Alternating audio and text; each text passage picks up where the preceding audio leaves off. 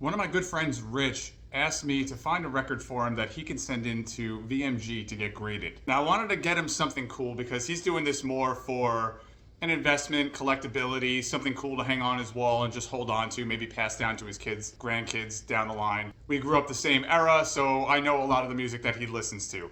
One of the ones that I found that I thought would be perfect for him is Guns N' Roses' Appetite for Destruction. Now, this is a 1987 pressing, but what made me choose this one rather than the withdrawn cover is I went to the population report on VMG's website and I noticed that there was only one of these ever submitted for grading. The population report is really cool because it gives you a complete list of all the items that were ever sent in for grading and the grades that they got. I noticed that Appetite for Destruction had about 12 copies of the uncensored version with the robot and the girl and you know the whole scene. Because that's such a controversial cover, there's been a lot of those that have been submitted. However, this is the cover that most of us recognize from Appetite for Destruction. Not only is it amazing artwork, but it's one of the most recognizable covers from those of us who grew up in the 80s and 90s.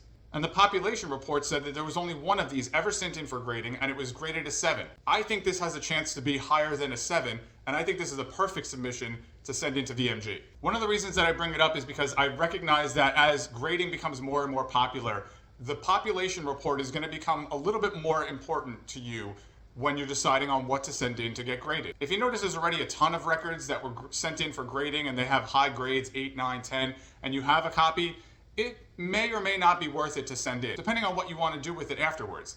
If you want to sell it and there's already a bunch of copies out there for sale, it's not going to hold as much value as being one of only a few copies that have ever been graded. Now, obviously, if you're not into it for investment purposes or for value of the records and you're spinning the records and you're not sending it in to get graded, then this video is not for you. But if you are and you think that that would be a cool thing to do, check out vmgvinyl.com, go to the population report, look up some of the records that you have that you might consider sending in to get graded, and check out if any of them have ever been sent in for grading before and what the grades were. It's a great way to determine whether or not you decide that you want to send it in for grading. And for those of you who do want to send it in for grading, you can DM me. I can give you a little bit more information about how to do that, or you can just go to vmgvinyl.com and use promo code BCR10 for a discount.